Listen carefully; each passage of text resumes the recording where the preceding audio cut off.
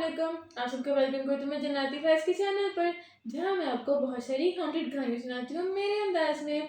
आज की जो हमारी कहानी है वो है बहुत ही स्कैरी बट एक बहुत ही फेमस टॉपिक पर, जो कि है लाबूबू डॉल।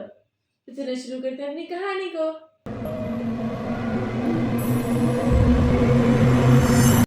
शहर के बीचों बीच एक छोटी सी खिलौने की दुकान थी, जो अपने नायाब और पुराने खिलौने के जखीरे की वजह से मशहूर थी। उन्हीं कीमती खिलौनों में एक अनोखा सा पुरतजस्सुस पुतला था। उसका नाम था लाबूबू। उसका बड़ा सा सर और डरावनी मुस्कुराहट वालों को बेचैन कर देती थी। दुकान के मालिक मिस्टर ली ने ये खिलौना एक नीलामी से खरीदा था, और जल्द ही दुकान आने वाले ग्राहकों के लिए तजस्सुस का मरकज बन गई। मगर जैसे ही लाबूबू दुकान में आया, पूरे साल वाकयात रौनुमा होने लगे। ग्राहक अक्सर देखते खिलौना अपनी जगह बदल लेता है, हालांकि किसी ने उसे हाथ नहीं लगाया होता। कुछ लोगों ने तो ये तक कहा कि लाबूबू की आंखें उन्हें दुकान में चलते फिरते देख रही हैं। एक तूफानी रात को एक जोड़ा एमिली और रायन बारिश से बचने के लिए दुकान में आ गए। वो चीजें देख ही रहे थे कि उनकी नजर लाबूबू पर पड़ी। एमिली को अजीबोगरीब खिलौने पसंद थे। उसने फौरन फैसला किया कि उसे खरीद लेगी। जैसे ही वो दोनों दुकान से निकले, एमिली को लाबूबू के साथ एक अजीब सा रिश्ता महसूस होने लगा। वो इसकी मुस्कुराहट पर घंटों नजरें जमाए रहती। दूसरी तरफ रायन को खिलौने के गिर्द एक अनजाना खौफ महसूस होता। घर पर एमिली अक्सर लाबूबू से बातें करने लगी, अपने राज, ख्वाहिशात और दुख बयान करती। जल्द इसने महसूस किया कि लाबूबू उसके जज्बात में किसी न किसी तरह जुड़ा है। वो कभी उसके मुंह को अपनी जगह बदल लेता है, कभी यूं लगता है जैसे उसके अपने ख्यालात का जवाब दे रहे हो। एक रात एमिली ने देखा कि लाबूबू उसके बिस्तर के पास बैठा है। उसकी आंखों से पूरी सरार रोशनी निकल रही थी, और उसकी मुस्कुराहट पहले से कहीं ज्यादा फैली हुई थी।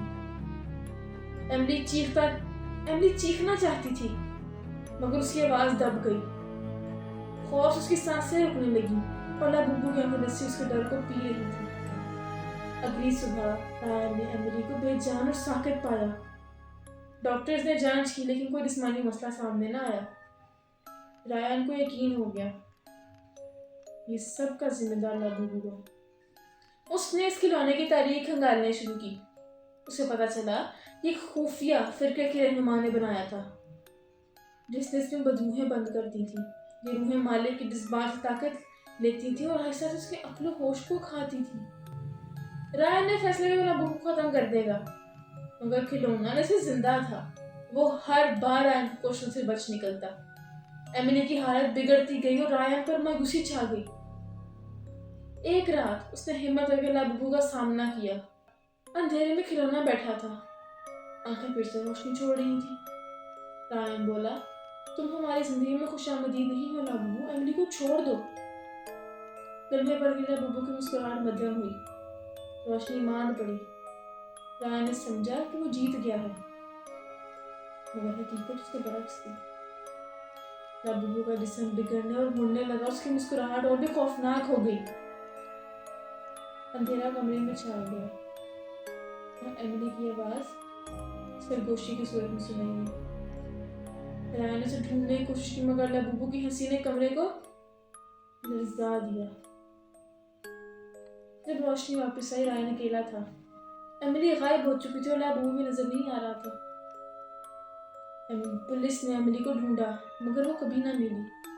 कहा जाता है कि तूफानी रातों में अब भी एमिली की सरगोशियां सुनाई देती हैं, जैसे लाबूबू के अंधेरी दुनिया में कैद हो।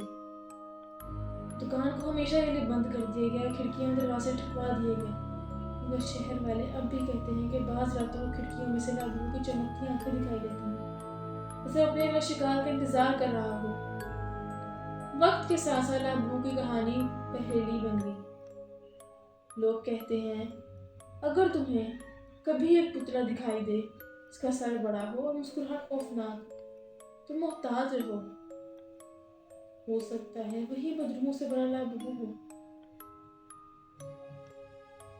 जो किसी नए शिकार की तलाश में।